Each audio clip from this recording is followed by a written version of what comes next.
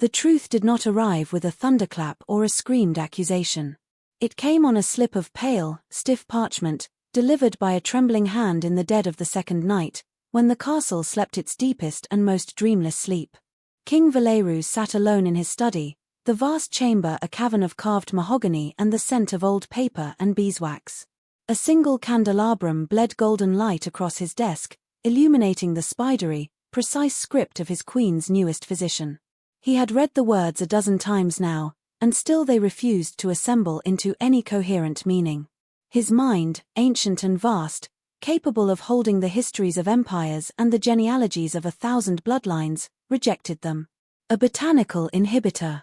Slow-acting. Cumulative. Designed to mimic natural barrenness.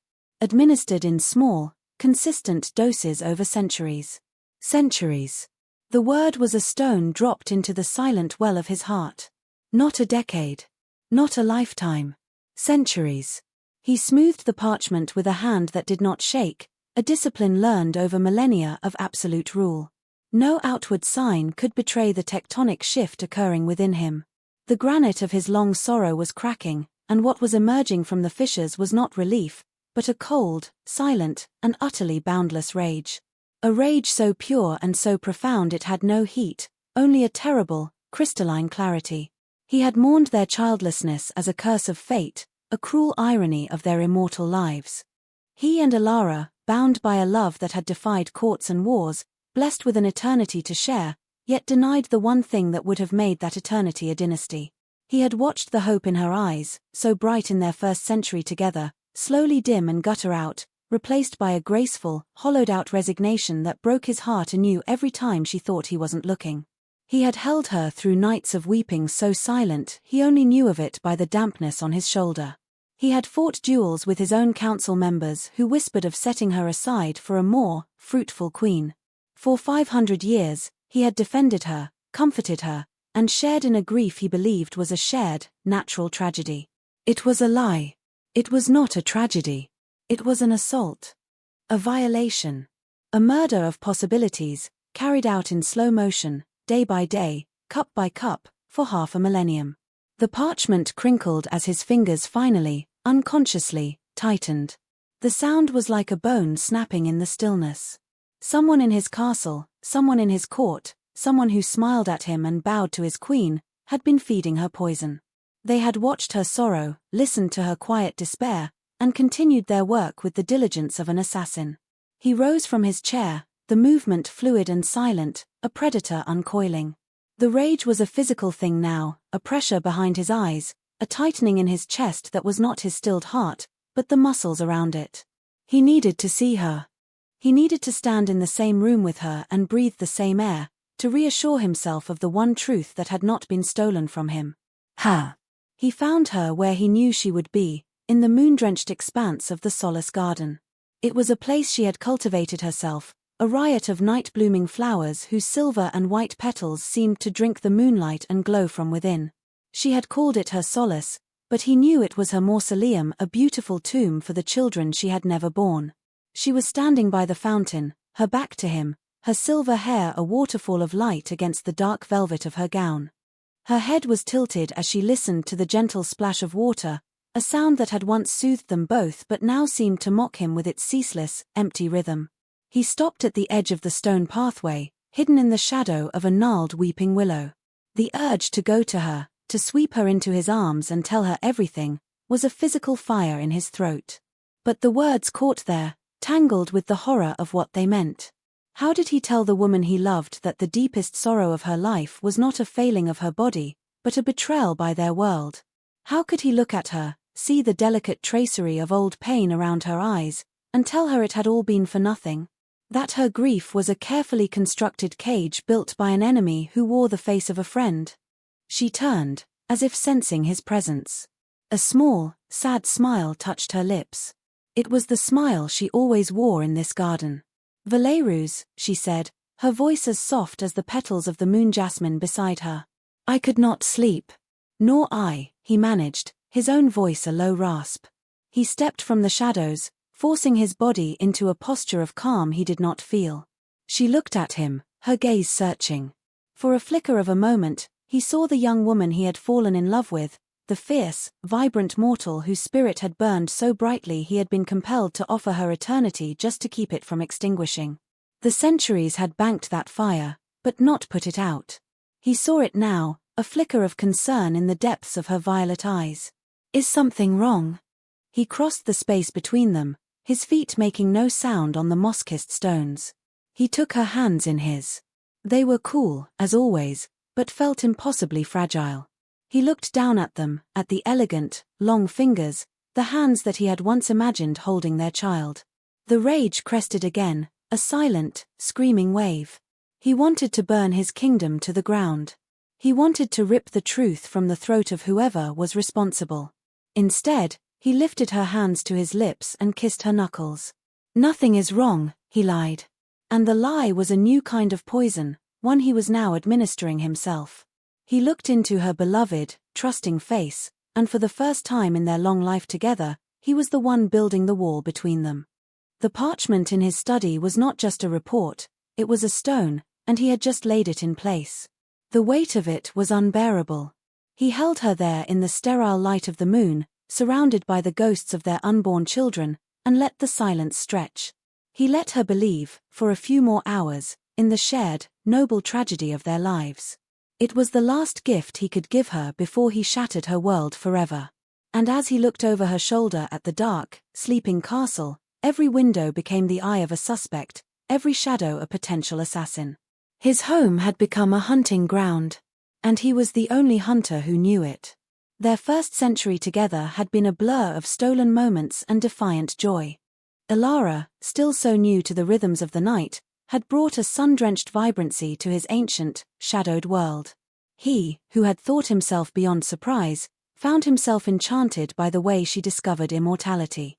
She marveled at the heightened senses, the way she could hear a single leaf fall in the royal wood from a mile away, the intricate tapestry of scents in a cup of spiced blood, the sheer, exhilarating power of her new body. Valerus had lived for 10 centuries before her, but he felt as though his life only truly began when he saw the world reflected in her wondering eyes. They had been inseparable. They rode through the mist-shrouded forests on nightmare steeds whose hooves struck no sound, they danced in the great hall until the false dawn, and they made love with a desperation born of newness, as if to prove the reality of their impossible union. And in those heady years, the thought of a child was a constant, shimmering promise on the horizon. An heir. A symbol of their blended existence, his ancient lineage and her vibrant, mortal fire, now made eternal. A child born of a love so powerful it had bent the laws of nature. The hope was a living thing between them. Ilara would press a hand to her flat stomach after they made love, a secret, hopeful smile on her lips.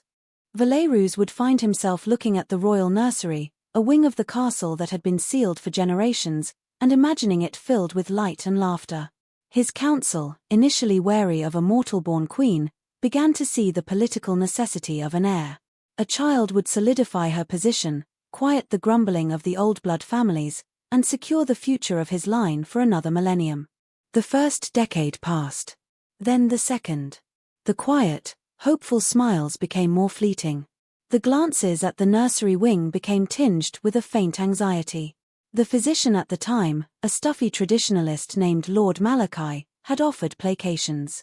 These things require time, Your Majesty. The Queen's body is still, settling. An unprecedented transformation. By the end of their first century, the anxiety had curdled into a quiet, persistent dread. The whispers in the court grew louder. Ilara began to withdraw. She stopped talking about the future in terms of when and began to avoid the topic altogether. Valerus saw her watching the children of the court nobles with a hunger in her eyes that was so raw, so painful, it made his own chest ache.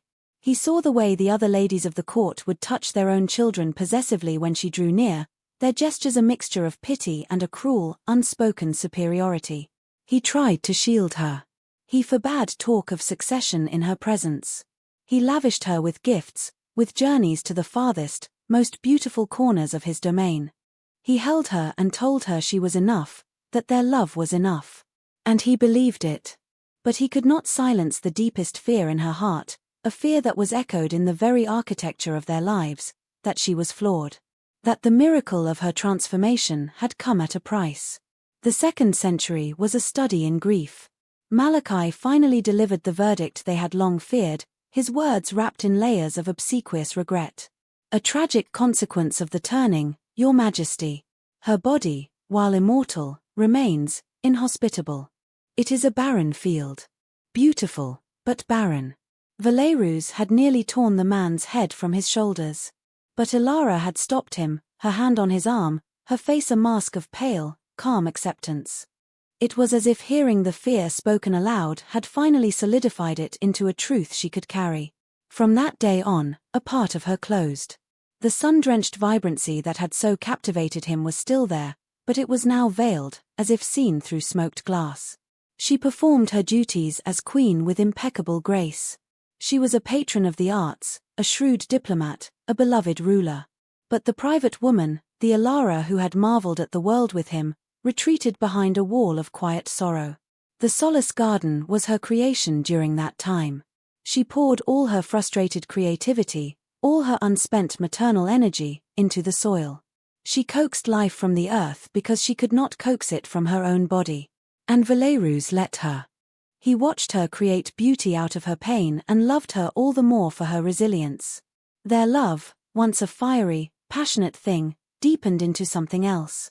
It became a fortress, a sanctuary for two against a world that saw her as a failure. It was a love forged in loss, tempered by shared grief.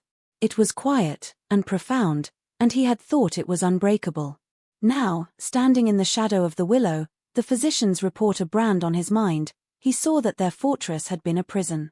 Their shared grief was not a bond, but a cage meticulously constructed by another's hand. Every memory of her sorrow was now tainted.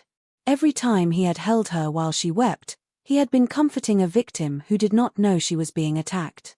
The pitying looks from the court ladies, the condescending advice from his council, the centuries of her own internalized shame, it was all a lie.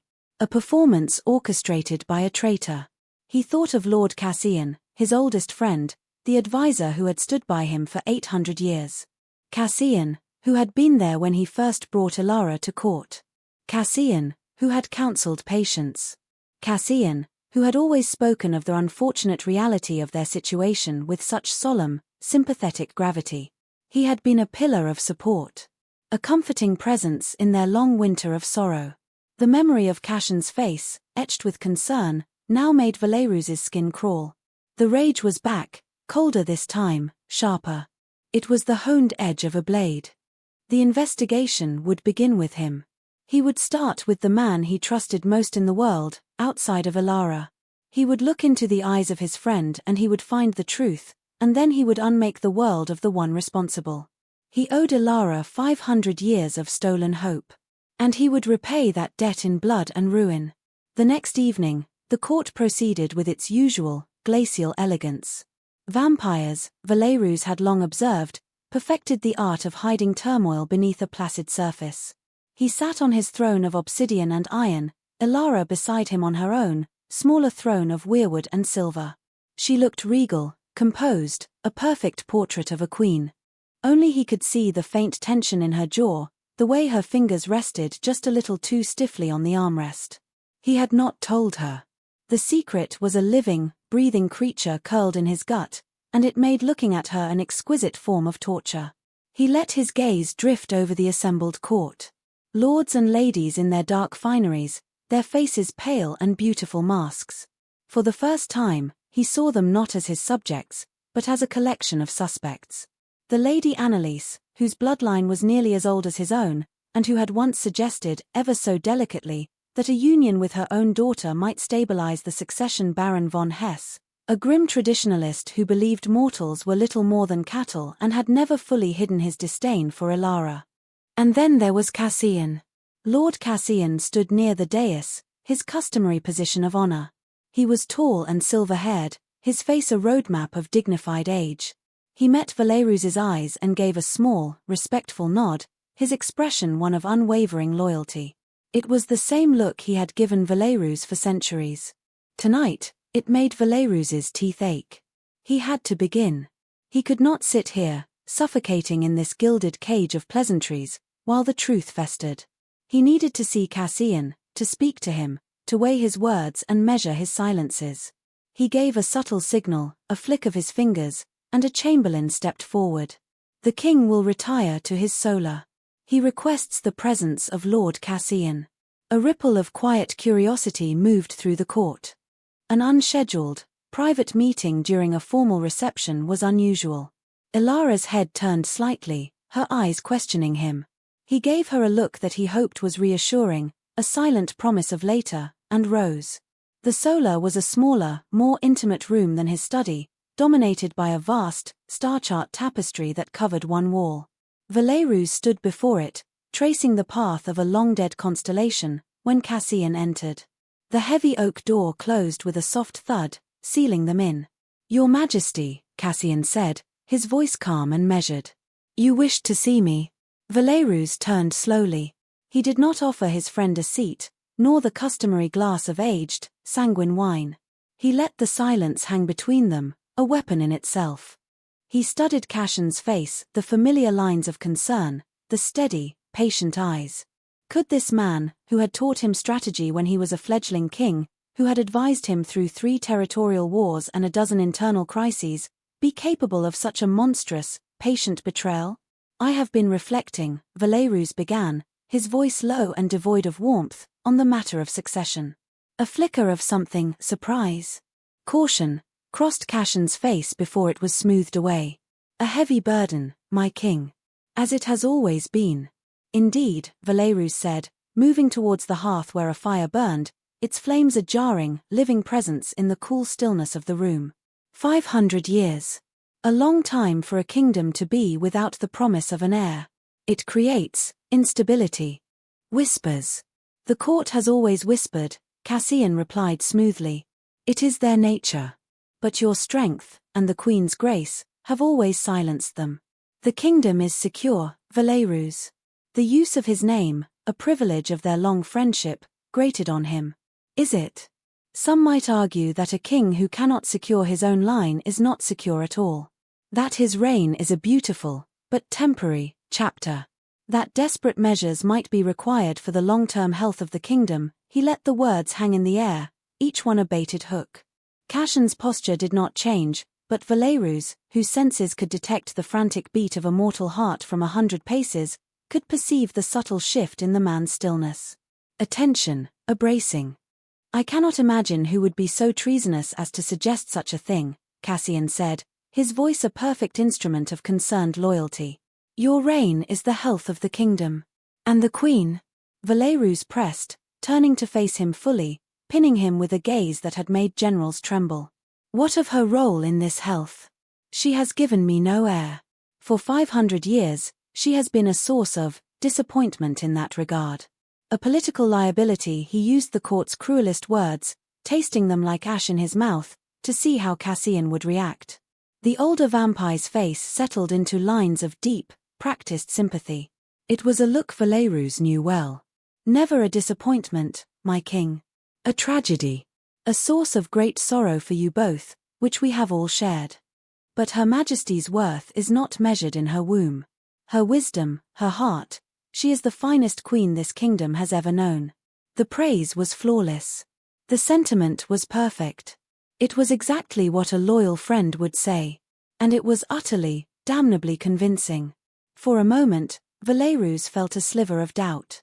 Could he be wrong? Could this be a mistake, a phantom conjured by a young physician's ambitious discovery? But then Cassian took a half-step closer, his voice dropping into a conspiratorial, intimate register. "Valerus, we have been friends for an age. I have seen your pain. I have seen hers. It is the great tragedy of our time. But the kingdom endures. It must. Sometimes, the continuation of a legacy requires sacrifices. Unpleasant choices made for a greater good. We have spoken of this in the past, in the abstract. And there it was. Not a confession. But an opening. A philosophical justification, hovering in the air between them. A greater good." The phrase echoed the cold, ideological fervor of a zealot. Valerus looked into the eyes of his oldest friend and saw, for the first time, not the man he knew, but a stranger. A stranger with a chillingly clear conscience. The doubt vanished, replaced by a certainty so cold it felt like ice forming in his veins. The greater good, Valerus repeated softly, the words barely a whisper. Thank you, Cassian. You have given me much to consider. He turned back to the fire, a clear dismissal. Always, my king, Cassian said, bowing before he retreated, the door clicking shut behind him. Valerus stared into the flames, seeing not the dancing light, but the ruin of a friendship that had spanned 8 centuries. He had his answer. It was not proof, not yet. But it was a beginning. The first crack in a 500-year-old lie. And he knew, with a sudden, gut-wrenching certainty, that he could no longer bear the weight of this secret alone. He had to tell Ilara. He had to give her back the weapon of the truth, no matter how much it cut them both. He found her in their library, a circular chamber at the top of the highest spire, its walls lined with the accumulated knowledge of his reign. She was curled in a window seat, a book lying open but unread in her lap. Outside, the moon was high and cold, casting long, skeletal shadows across the castle grounds. The room was silent save for the whisper of her breathing. He had stood in this doorway 1,000 times before, and the sight of her had always brought him a sense of peace. Tonight, it brought only a profound sense of dread. He closed the door behind him, the sound echoing in the high-ceilinged room.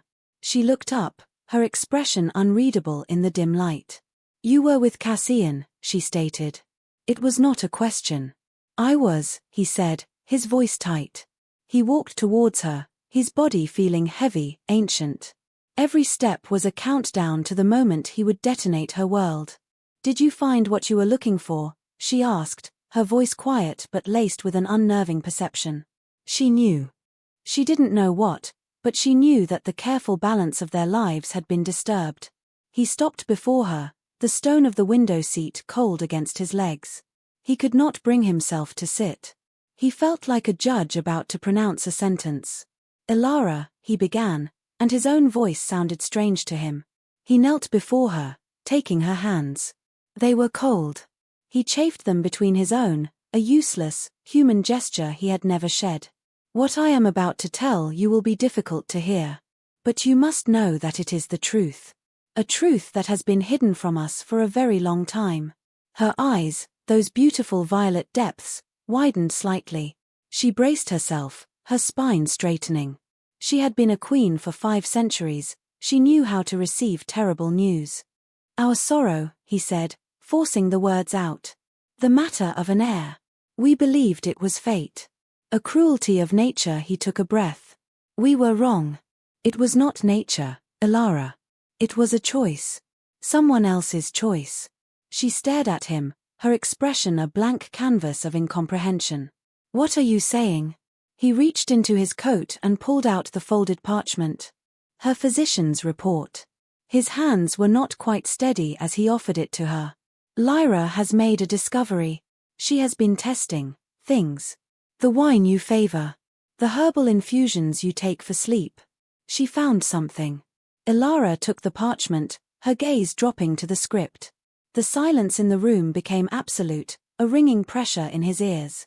He watched her face as she read. He saw the initial confusion, the furrowing of her brow as she parsed the technical terms. And then he saw the moment it coalesced. The moment the meaning struck her. Her breath hitched. A small, broken sound. Her eyes, wide with horror, lifted from the page to meet his. The parchment slipped from her fingers, fluttering to the floor like a dead leaf. No, she whispered. The word was not a denial. It was a plea for it not to be true. Cumulative, she breathed, the word from the report falling from her lips like a shard of glass. Centuries her gaze became unfocused, distant, as if she were looking back down the long, dark corridor of her own life. He saw the realization dawn, the re-evaluation of 1,000 moments. Every sympathetic look from a courtier, every useless tonic from a physician, every lonely night spent grieving for a body she believed had failed her. All of it, recast in a new, monstrous light. Who? The word was a blade, sharp and cold. The sorrow in her eyes was being consumed by a fire he had not seen in ages. It was the fire he had first fallen in love with, But now it was the fire of pure, righteous fury. "I don't have proof yet," he said, his voice raw. "But my suspicions fall on Cassian." The name landed with the force of a physical blow. Her face crumpled. Cassian. Their friend. The kind, steady presence who had offered her comfort and counsel when she first arrived, a frightened mortal in a court of predators. The man who had mourned with them. The betrayal was too vast, too intimate to comprehend. And then the fury gave way. A great, shuddering tremor went through her body. The strength that had held her ramrod straight for 500 years of public grief finally broke. She doubled over, a sob tearing from her throat, a sound of such profound agony that it physically hurt him to hear it. It was not the quiet, resigned weeping he had known. This was the sound of a wound being ripped open. The grief for the children she never had, the life she never lived, the hope that had been murdered in her veins, all of it came pouring out in a tidal wave of anguish. He gathered her into his arms, pulling her from the window seat and onto the floor with him, holding her tightly as she convulsed with the force of her sobs.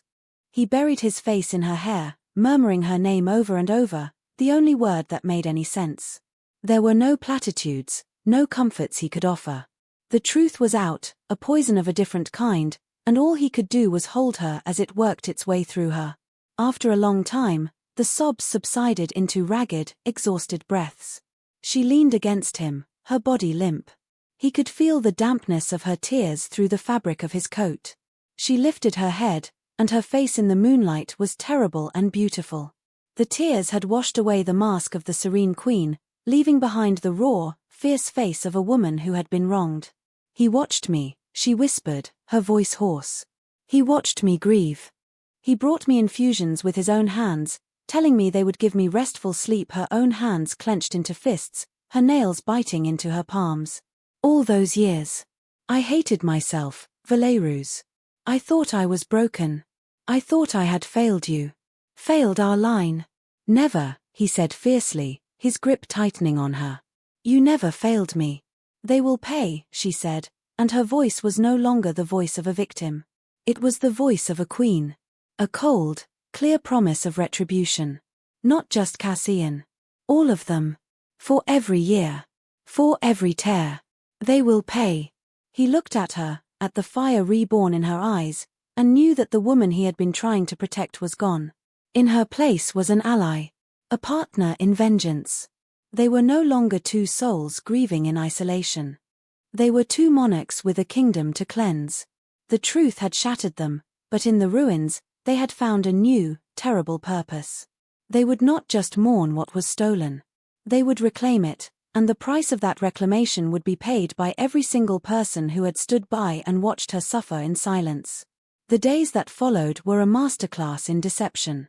A chilling, silent war waged in the heart of the castle. To the court, nothing had changed. The king and queen presided over their duties with their usual detached grace. They attended council meetings, hosted dignitaries, and moved through the ancient halls like figures in a tapestry, their expressions serene and unreadable. But beneath the surface, a deadly current was moving. The decision had been made in the library, in the dark hours after her tears had dried. A direct accusation was impossible. Cassian and his allies, whoever they were too entrenched, too powerful. They would deny it, paint Lyra as an ambitious upstart and Ilara as a hysterical, grieving woman. They needed irrefutable proof. They needed to catch the poisoner in the act. And to do that, Ilara had to continue to be the victim. She had to drink the poison. The thought alone was a physical sickness in Valerus's stomach. Every evening, when a servant brought her the traditional silver goblet of spiced wine, he had to watch her accept it. He had to watch her lift it to her lips, her hand impossibly steady, her eyes meeting his for a split second over the rim. In that glance, 1,000 volumes were exchanged. "I am afraid. Be strong. I am with you. Do not falter." Her bravery was a constant, quiet astonishment. He had known she was strong, but this was a different kind of strength. It was not the resilience of enduring sorrow, but the active courage of walking into the fire. Each sip was an act of war. One evening, they were in the western gallery, observing the slow setting of the sun, a ritual they had maintained for centuries. Cassian approached them, his steps silent on the marble floor. "A beautiful sunset, your majesties," he said, his voice smooth as oiled silk. "Indeed," Elara replied, her voice cool and distant. She did not turn her head. She kept her gaze fixed on the horizon, where the sky was bleeding into shades of crimson and violet. Cassian stood beside her, a respectful distance away. "I trust you are feeling well, my queen? You have seemed preoccupied of late." His concern was a perfect performance. From his position a few feet away, Valerus watched Elara. He saw the microscopic tightening of the muscles in her neck.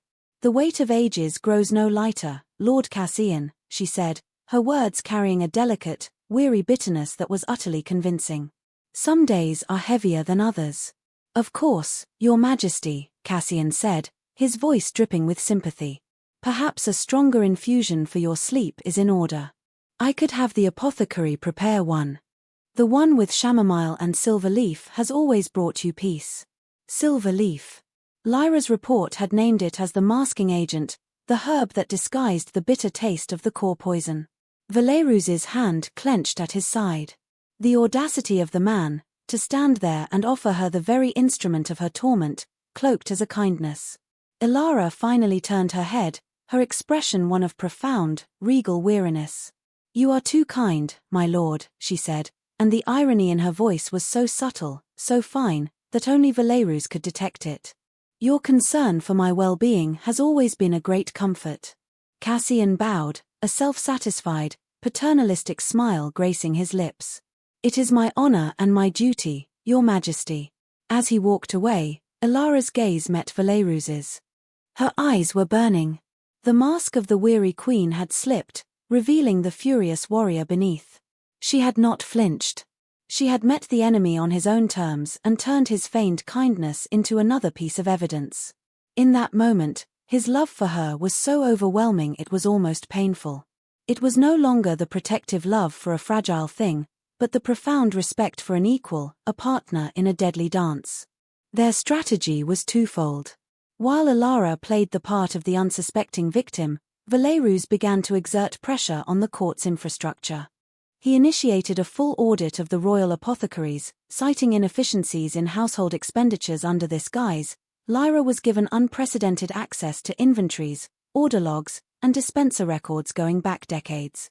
It was a mountain of dry, dusty parchment, but somewhere in that mountain was the trail they needed. Lyra worked with a silent, ferocious intensity. She was young, barely a century into her immortality, and she had none of the calcified deference to the old guard. Her loyalty was to Elara, and to the science of her profession. For her, this was not just about treason, it was a perversion of the healer's art. Poison disguised as medicine was the ultimate sacrilege. She worked in a disused laboratory in the castle's lower levels, the air thick with the scent of dried herbs and chemical reagents. Valerus would visit her there late at night, the only time they could speak freely. "The primary inhibitor is ghost tongue," she told him one night, holding up a brittle, pale flower petal to the lamplight. "Rare. It grows only on the northern slopes of the Dragon's Tooth Mountains. It doesn't appear in any official apothecary inventory." "Smuggled, then," Valerus surmised. "It has to be," she confirmed, her brow furrowed in concentration as she cross-referenced a shipping ledger with a list of herbs. "It's being brought into the castle under a different name, or mixed in with a shipment of something else." She paused, her finger tracing a line of script. "The silver leaf, the masking agent, the orders for that have tripled over the last 2 centuries. The justification is always the same, for the Queen's personal infusions." "Who signs these orders?" Valerus asked, his voice dangerously quiet. Lyra looked up, her young old eyes meeting his. "The requests are submitted by the Queen's ladies-in-waiting, but the final authorization comes from the Lord Chamberlain's office.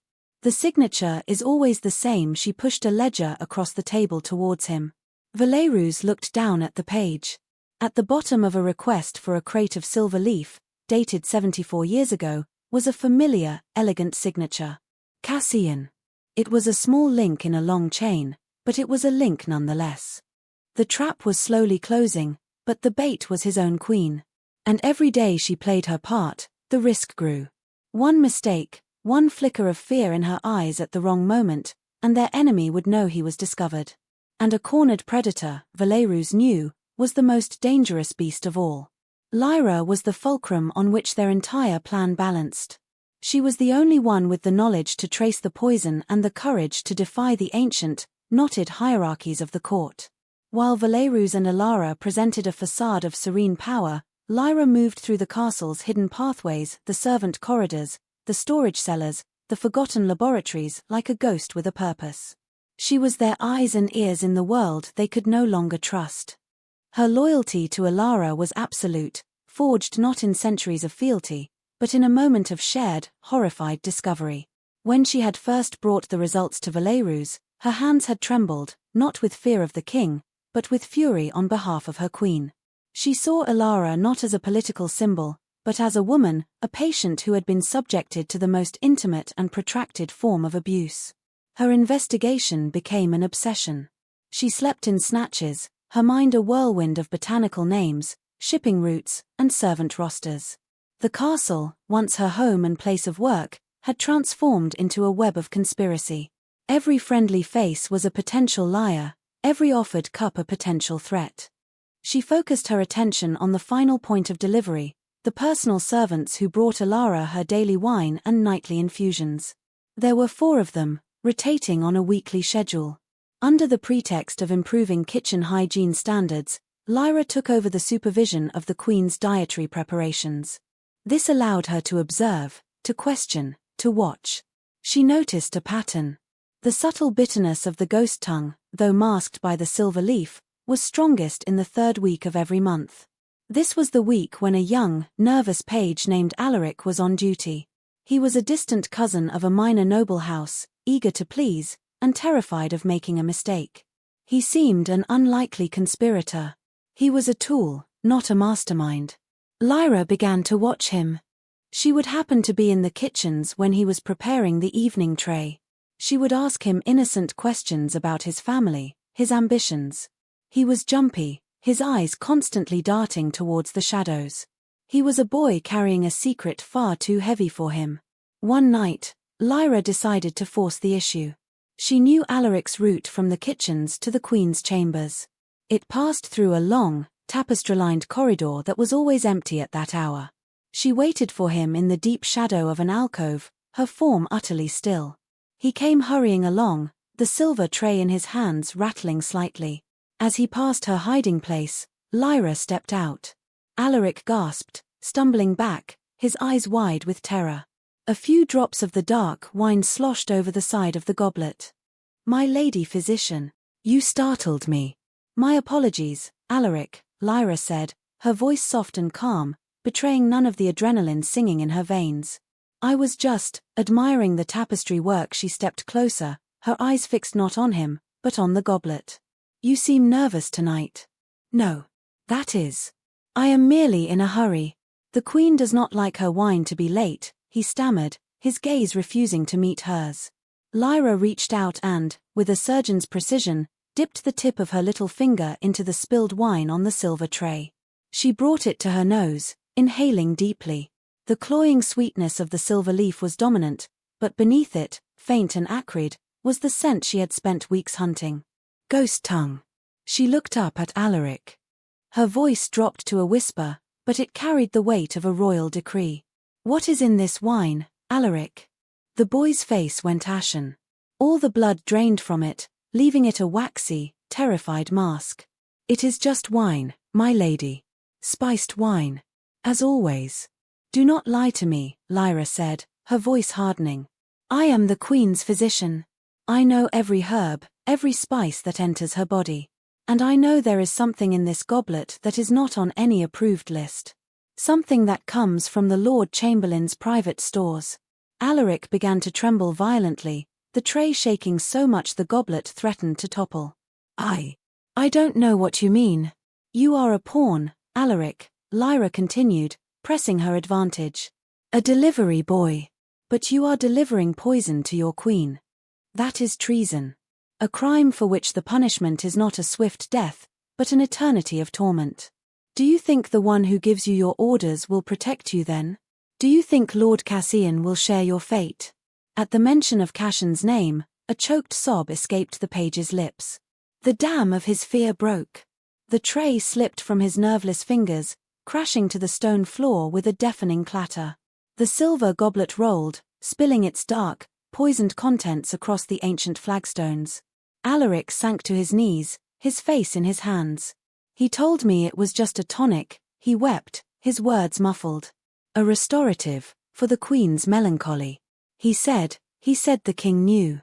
That it was a secret medicine, to help her. And you believed him? Lyra asked, her voice laced with cold pity. He is Lord Cassian, the boy cried, looking up at her, his face streaked with tears. He said it was my duty to the crown. A secret, vital service. He gives my family a stipend. My sister is ill. I didn't know. I swear, I did not know it was poison. Lyra looked down at the weeping page, at the dark stain spreading on the floor. It looked like blood.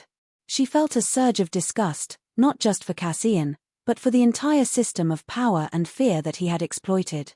He had used this boy's loyalty, his family's poverty, as a weapon against the Queen. Get up, she commanded, her voice sharp again. You will come with me.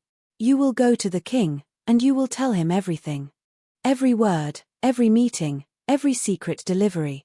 Your only hope of surviving this is the truth. The boy stared at her, his terror of Cassian warring with his terror of the king. But in Lyra's unyielding gaze, he saw not a threat, but a sliver of a chance. Slowly, shakily, he got to his feet. Lyra had him. She had the final link in the chain.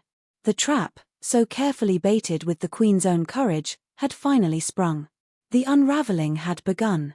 The confession of the page Alaric was the key that unlocked 5 centuries of silence. Valerus received the boy in the deepest, most secure chamber of the royal dungeons. It was a place of bare stone and cold iron, where lies withered and died. Lyra stood by the king's side, a silent, watchful presence, while Alara insisted on being there as well, concealed behind a heavy tapestry in a darkened archway. She needed to hear it for herself, to witness the unmaking of the lie that had defined her life. Alaric, trembling and pale, knelt on the cold floor and recounted his story. He spoke of clandestine meetings with Lord Cassion's personal steward, a grim, silent man named Fenris. He described the small, unmarked packets of dried herbs he was given, with strict instructions to add them only to the Queen's wine on the 3rd week of the month. He confessed his fears, his suspicions, and the way Fenris had dismissed them, reminding him of his family's debt and his sworn duty to obey the Lord Chamberlain without question. When the boy finished, a heavy silence filled the chamber. Valerus looked down at him, his face an unreadable mask of stone. And you never saw Lord Cassian himself? Only once, my king, Alaric whispered, his eyes fixed on the floor. At the very beginning. He told me I had been chosen for a task of great importance. He said I was serving the future of the kingdom. He smiled at me. The boy shuddered at the memory. From the shadows, Alara listened, her hands clenched so tightly her knuckles were white. The casual cruelty of it, the manipulation of a frightened boy, the invocation of duty to mask a monstrous crime, it was almost more than she could bear. Valerus dismissed the page into the custody of his own royal guard, with orders that he was not to be harmed but to be kept in absolute isolation. Then he turned to his captain. Bring me the steward, Fenris. Quietly. Fenris was a different matter. He was no frightened boy. He was a creature of the old court, a man who had served Cassian for over 200 years. His loyalty was absolute, his face a granite slab of defiance. Even in the dungeon, faced with his king, he said nothing. He denied everything. He sneered at the mention of Alaric, calling him a fantasist and a fool. Valerus did not resort to torture. That was too crude, too quick. Instead, he used a weapon far more terrifying to their kind, sunlight. He had Fenris chained in a cell with a single, high window facing east. A window with no curtain. You will answer my questions, Fenris, Valerus said, his voice a low, calm murmur that was more frightening than any shout. Or you will greet the dawn. The choice is yours. He left him there. An hour passed. Then 2. As the faintest hint of grey began to lighten the eastern sky, a frantic scream echoed from the cell. The guards brought Fenris back. His defiance was gone, replaced by a primal, animal terror. He confessed everything. The conspiracy was more extensive than Valerus had feared. It was not just Cassian.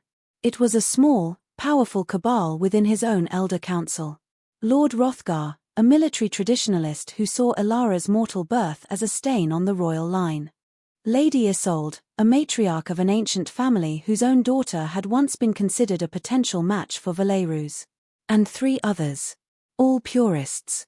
All believers in the sanctity of the old bloodlines.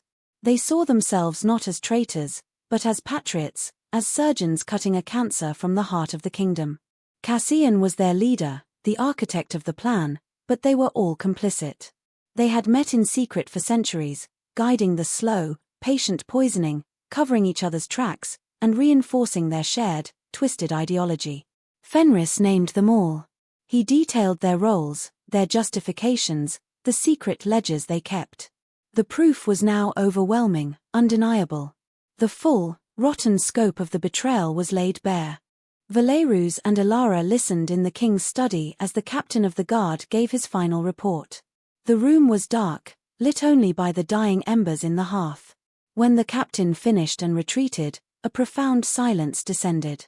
Isolde, Ilara whispered into the darkness. She taught me how to embroider. She brought me gifts for my first 100 birthdays. The betrayal was a hydra, and for every head they cut off, another, more personal one, seemed to grow. Valerus went to the window, looking out over his sleeping, treacherous kingdom. The rage was still there, a cold, solid core within him. But it was now overlaid with a weary, profound sorrow. He had not just been betrayed by a friend, he had been blind.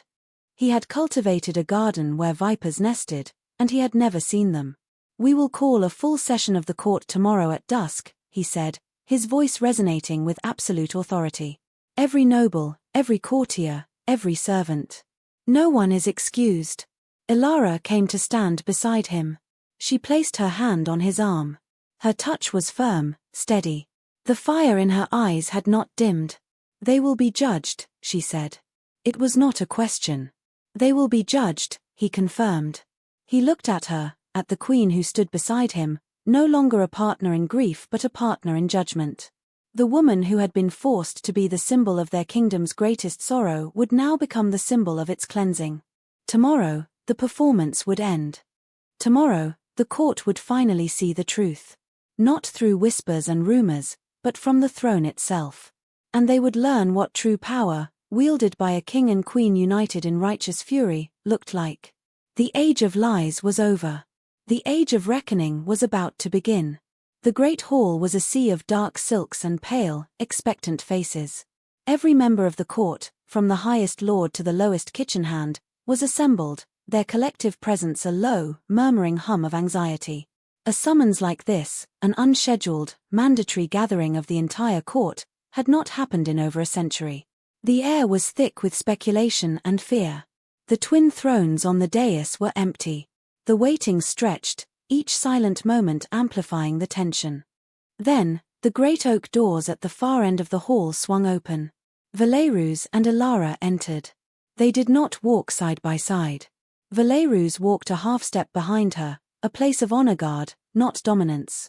It was a subtle, powerful statement. Tonight, this was her stage. Ilara was dressed not in the soft velvets she usually favored, but in a gown of shimmering, deep crimson, the color of fresh blood.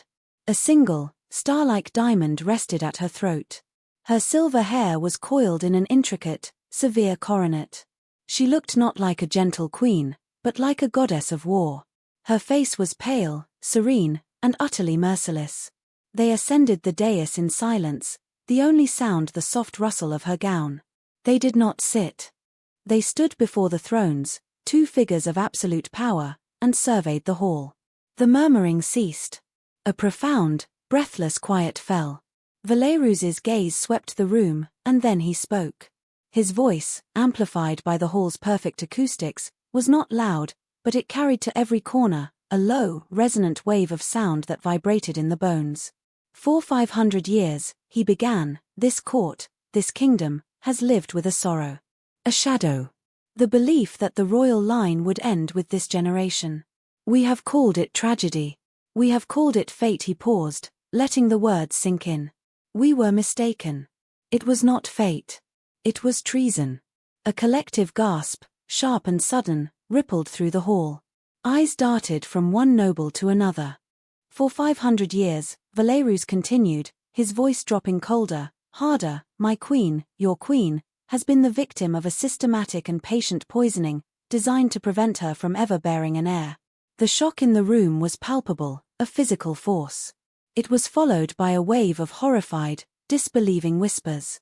The poison was administered by hands she trusted, Valerus said, his eyes finding and locking onto Cassian, who stood frozen in his place of honor near the dais. It was sanctioned by voices I believed were my counsel. It was a conspiracy of the highest order, born of a vile, arrogant belief that they, not their king, knew what was best for the future of this kingdom. Cassian's face was a mask of disbelief. He took a half-step forward, his mouth opening as if to protest, but no sound came out. His eyes, wide with shock, were fixed on Valerus. He had expected a private confrontation, a political maneuver. Not this. Not a public unmasking in front of the entire world. Lord Cassian, Valerus said, the name a death sentence. Lord Hrothgar. Lady Isolde. Baron Frey. Lord Valois. Lady Mirel. He named them one by one, each name a hammer blow in the silent hall. Step forward. For a moment, none of them moved. They were frozen, caught in the blinding glare of exposure. Then, guards materialized at their sides, their hands resting on the hilts of their swords. Slowly, like figures in a nightmare, the 6 named nobles shuffled forward, parting the horrified crowd, and stood isolated in the open space before the dais. Cassian found his voice, a reedy, desperate sound. My king, this is madness. A misunderstanding. The ravings of a hysterical physician. The physician has done her duty, Valerus's voice boomed, cutting him off. And the page who delivered your poison has confessed. And your steward, Fenris, has confirmed every sordid detail of your pathetic little cabal. You have no lies left to hide behind. Cassian looked at the faces of his co-conspirators. He saw their terror, their crumbling facades. And in that moment, his own facade broke. The shock gave way to a sneering, righteous fury. I did it for the kingdom, he spat, his voice ringing with the conviction of a zealot. For our blood. For our future. I would not see this ancient line polluted by thin, mortal-born issue. She is a barren field, a pretty defect. I did what you were too weak, too love-blind to do. I saved the throne from your sentimentality. A wave of revulsion swept the hall. To hear the treason spoken so plainly, so arrogantly, was more shocking than the crime itself. Valerus did not move. His face was cold fury incarnate. But he did not speak. He turned his head slightly, deferring to Ilara. Ilara stepped forward, to the very edge of the dais. She looked down not at all of them, but only at Cassian. Her voice, when she spoke, was not loud.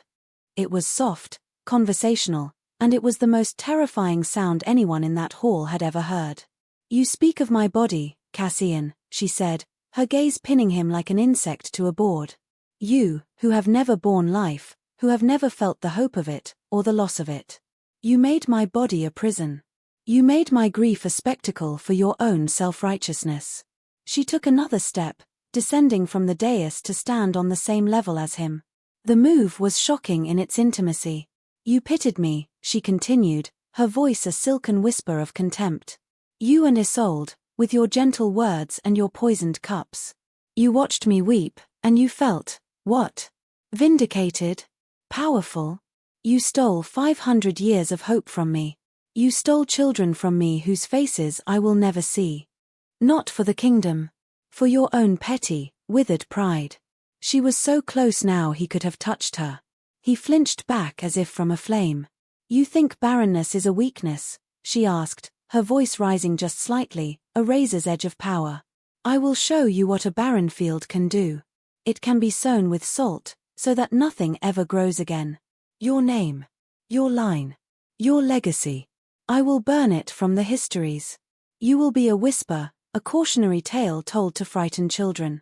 Your eternity will be spent in a lightless cell, with nothing but the memory of what you did, and the knowledge that you failed. Because you see, Cassian. She paused, and a small, terrible smile touched her lips. She raised a hand and laid it gently against her own abdomen. You were too late. The implication hung in the air, a possibility so stunning, so world-altering, that the entire hall seemed to stop breathing. It wasn't a confirmation. It was a weapon. The ultimate denial of his entire life's work. The possibility that, despite everything, life would find a way. Cassian stared at her, his face a ruin of hatred, disbelief, and utter, soul-crushing defeat. The ideological certainty that had fueled him for centuries crumbled into dust. He had not saved the kingdom. He had only authored his own damnation. Ilara held his gaze for a long moment, letting him absorb the full scope of his failure. Then she turned her back on him, a gesture of ultimate dismissal, and ascended the dais to stand beside Valerus. Take them, Valerus commanded, his voice like the cracking of a glacier. To the cells of silence. Strip them of their names and titles. Let them fade into the nothingness they so richly deserve. As the guards dragged the conspirators away, Cassian's eyes remained fixed on Ilara, his face a mask of silent, screaming horror. He was not just a traitor being led to his punishment. He was a man who had gambled his soul on a prophecy and just learned it was a lie. The reckoning was complete. The judgment had been rendered. And in the stunned silence of the great hall, a new era had begun. The purge that followed was swift and absolute. Every sympathizer, every minor functionary who had turned a blind eye, every courtier who had profited from the cabal's influence was rooted out and exiled. The court was decimated, a forest after a fire. The ancient, gnarled trees of the old guard were gone, leaving a stark, open space. The atmosphere in the castle was not one of celebration, but of a heavy, exhausted quiet. A great sickness had been cut out, but the wound was deep and would take a long time to heal. Days later, Valerus and Ilara were in their private chambers. The great doors were barred, the servants dismissed. For the first time since the truth had come out, they were truly alone. The storm had passed, but the landscape of their own relationship had been irrevocably altered. Ilara stood by the open balcony, looking out at the moon. She had not spoken of her final, devastating words to Cassian. She had not confirmed or denied the hope she had planted in the silent hall. It hung between them, a fragile, shimmering question mark. Valerus came to stand behind her. He didn't speak, just rested his chin on the top of her head, wrapping his arms around her waist. They stood like that for a long time, watching the stars, breathing in the cool night air. The grand, theatrical fury had been spent. What was left was something quieter, more complex. Was it true? He finally asked, his voice a low murmur against her hair. He was almost afraid to ask, afraid to break the spell of that possibility. Ilara leaned back against him, her body relaxing into his embrace for the first time in what felt like an eternity. I don't know, she whispered honestly. When Lyra first confirmed the poison was gone from my system, she said there was no reason why it shouldn't be possible. But after so long, she trailed off. Hope was a more terrifying thing than despair. Despair was a familiar weight. Hope was a fragile, fluttering bird you were terrified of crushing. After the judgment, she continued, her voice barely audible, I felt different. Lighter. As if a shroud that had been wrapped around me for centuries had finally been torn away. And when I looked at him, at Cassian, all I wanted was to take everything from him. Not just his freedom. His entire purpose. The idea that he had succeeded, she turned in his arms to face him, her violet eyes searching his. Was it a cruel thing to do? To give him that one last twist of the knife? It was justice, Valerus said, his voice thick with emotion. He cupped her face in his hands, his thumbs tracing the delicate skin under her eyes. He built his life on a lie he forced upon you.